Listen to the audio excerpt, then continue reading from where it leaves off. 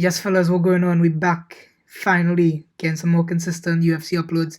UFC 278 is this weekend. Kamar Usman and Leon Edwards are rematching. But not only that, we have two other good fights on the main card as well. Let's get right into it. I heard my boy Rajiv as always. Rajiv, what you seen? So excited for the fights, excited for the entire pay-per-view in general. There we go. Let's get right into it. So we have Jose Aldo versus Merab Tvalishvili. I'll let you take the run on this one because, to be honest, out of the three fights we're looking at, I don't know who's gonna win this one. I'm kind of leaning towards Jose Aldo by decision, but I don't know. Like I saw Merab come out with this wig, with this Khabib wig for the weigh-ins, and that is it's. I feel like it's gonna be a Merab win, but it's one of those things where it kind of too close to call. I think Merab coming off 2 wins. Yeah, the reason I remember. I remember Merab, he got cracked by Marlon Moraes last time, I believe. Last time I remember him fighting. And he looked out. I think we both of us were watching this fight. I don't know if you remembered. And he just came back in I believe it was the third round because he got cracked in the second round. And Marlon was just too tired and he just beat him up. It was literally like 200 unanswered strikes or something. I remember the start line for it was crazy. I'm trying to pull it up here. But yeah, I think Aldo could get done, but I wouldn't be surprised if Merab beats him. I could see Aldo getting it done mainly because his last loss was, I believe, in 2020, and that was against Peter Yan. So Peter Pan, right? That's kind of the number one guy in the division, in my opinion. Nah, he's a champ though. That's who? I could disregard the champ of that division. Right, yeah. So I have his stats in front of me here. So here the discrepancy in stats. Marlon Moraes landed 34 out of 49 strikes, 29 out of 44 significant strikes. Merab landed 246 out of 307 total strikes. So yeah. Merab is he's an unlimited gas tank. I feel like Aldo could get it done if he could land them leg kicks that he known for. Yeah, he's built up a career on it.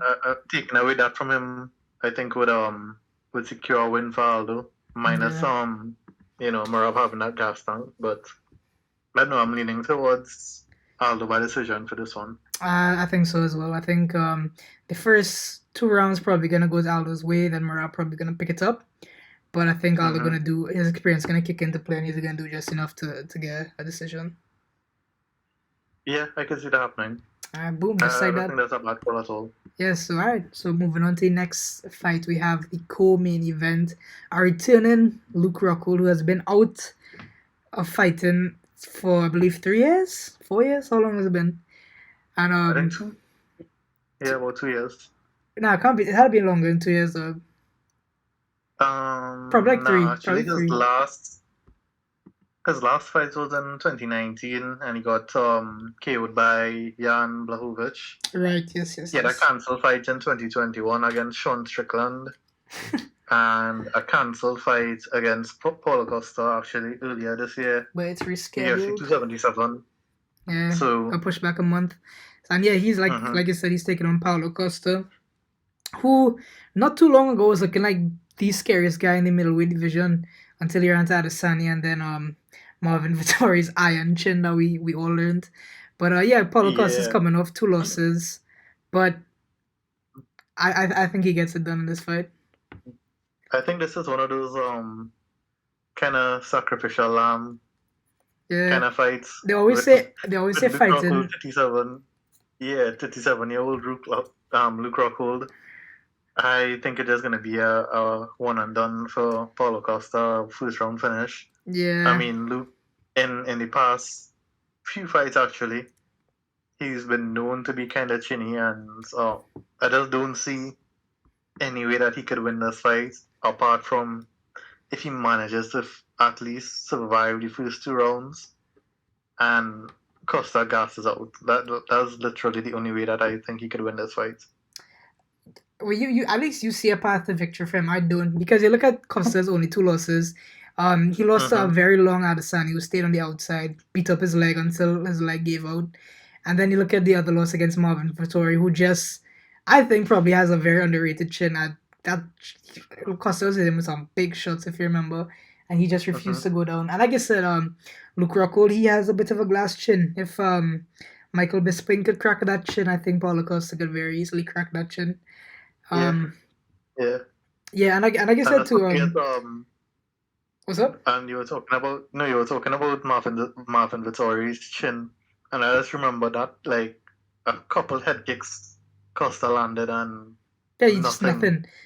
Yeah, that's really when I started to take Marvin Vittori seriously. I was like, oh, yeah, this guy has a solid titanium chin. But yeah, besides yeah, and Luke Rockhold, neither of those things. He neither has a good chin, nor is he long and gonna keep on the outside and beat up his leg until he gets a good opening.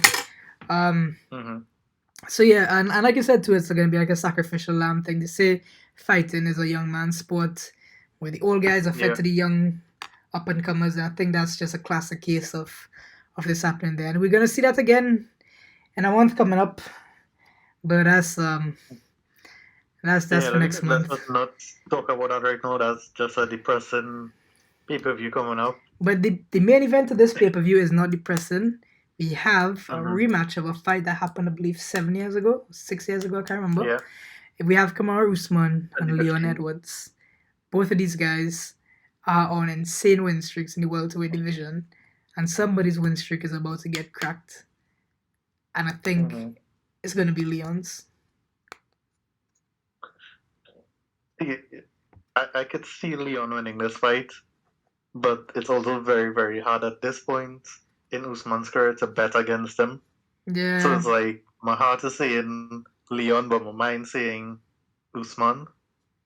I would love for Leon to get it done. I think he could get it done because his striking is, in my opinion, a lot better than Usman's striking. But we were talking before, and Usman definitely has that power advantage, that equalizer in his hands. Jorge Masvidal could tell you that. What's up? I say Jorge Masvidal could attest to that. Yeah, Masvidal definitely knew about that in that second fight, but yeah, I think this is gonna be it could either be a shutout for Usman or a very, very close fight. And if it's a very close fight, I could see Leon Edwards getting it done. But I don't know, just to have a different pick, I'd pick Leon Edwards to win this one. Yeah, I mean, fair enough. I would love for Leon to win too, the story of him, especially coming from the Caribbean as well, it'd be nice to see him win, but I just can't see it because I think, like you said, Usman has the equalizer, but Leon is a slicker striker. He has the speed and he has the better technique, I believe. But the problem is, even if Leon starts to catch him out on the feet, Usman always has that world-class wrestling he could always fall back on if shit started hitting the fan in the stand-up. And I don't think Leon has the wrestling to match him. I actually was watching the UFC countdown, and I think Leon Edwards mentioned that he was working on his wrestling for the past few years. So I mean, it's obviously not going to be as good as Usman's wrestling, who actually was a wrestler before he transitioned to MMA, but I mean, it's something that I think he could at least rely on to get back on the feet. Should Usman take him down and do his thing, but and some of that wrestling was on display again when he fought Nate Diaz last time, because he had some nice trips in there. I think he took Nate's back like a few minutes into the first round or something as well. So his wrestling has improved, but at the same time too, you're looking at aging Nick Diaz. So take it with a pinch of salt. Yeah, that's also something that we need to look at, considering his last win, and even before that, I think his last win in 2019 was against not Jorge Masvidal. Oh my God, this guy, can't remember his name right now. Cowboy Cerrone. Yes, I think that was one of his last opponents. Yes, then Dos Anjos as well, who's also up there in age. I think RDA is still a good fighter, even though he's really old. But yeah. Yeah, he's a good fighter, but I mean, Leon Edwards had his number that night. Yeah. So, I mean, my heart still saying Leon Edwards for the win. Yeah. For a big upset. Mm-hmm. I mean, it would certainly shake up the entire MMA world if that were to happen. But I just can't see it happening because Usman's talking about, after this fight, talking about going all the way up to light heavyweight and going up to play with Yuri Prohashka and Jan Blachowicz and those guys. So Usman has big goals, and I don't think anybody could stop him really in the welterweight division. I think the only guy that could have was Colby, and he took care of business soundly when they fought back in November. And I don't think there's anybody else for him other than Hamzat. I think after this, the fight to make is him versus Hamzat. But I don't think Hamzat could really do much. I think Leon is the best thing in the division right now. But I get what you're saying with Hamzat. I still think the only thing about Hamzat is in our fights against Burns, he did show that he could gas out. So I think he just needs to work on his cardio. I don't think it's his cardio, I think it's him as a fighter, his mentality. He just wanted to go out there and get a finish in the first round, like do what he was doing to the other opponents that he fought before, not realizing how good of a fighter Gilbert Burns was. Yeah. So maybe it was him being a little bit immature in that fight that did that caused what happened to happen. But yeah, I mean we look more deeper into Hamzat Chimaev when we unfortunately have to watch Nate Diaz get publicly executed with no supporting cast. By the way, there's nobody else on that pay-per-view of anything of noteworthy. It's just the public execution of Nate Diaz. That's what it should call it. Yeah. But before we move on from this, you mentioned Usman wanting to go up to light heavyweight. I don't think he has anything for the light heavyweights. I think it's just going to be, unfortunately, going to be like, Israel Adesanya and Jan Blachowicz again. Do you know how? I don't think so, because I think Adesanya and Usman are completely different fighters, even though they are, fighting different divisions. Adesanya is a long, rangy striker. Usman's a big, what's the word I'm looking for here? A big, strong guy who's a wrestler. So how do you know how tall Yuri is off the top of your head, or Jan is? Because I'm looking at Usman's height in front of me here. They say he's 6 foot.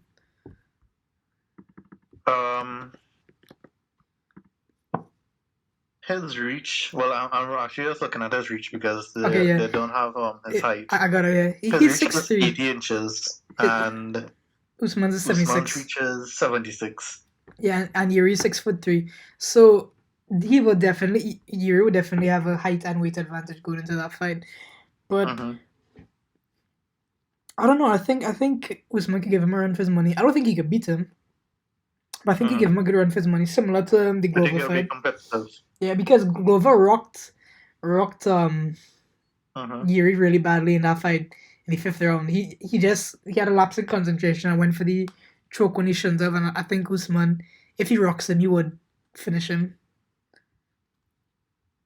I'll disagree with you on that one, because I don't think Usman could compete in that division, even though he also called out John Jones, which was crazy to me. I don't think he's going to get that fight, considering Jones moved up to heavyweight. I don't think Jones wants to cut that weight now to come back down to 205.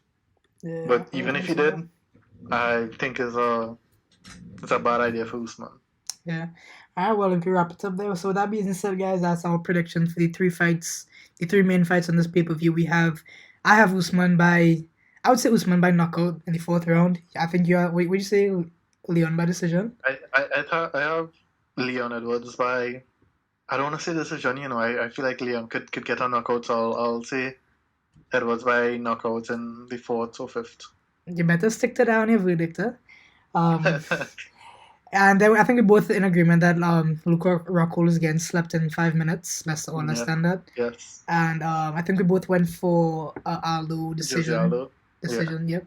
Alright, so there you have it, guys. We'll be back, of course, with the post-show late Saturday night, early Sunday, after all the fights have taken place, depending how sober both of us are. But yeah, guys, until then, we'll see you later. Later.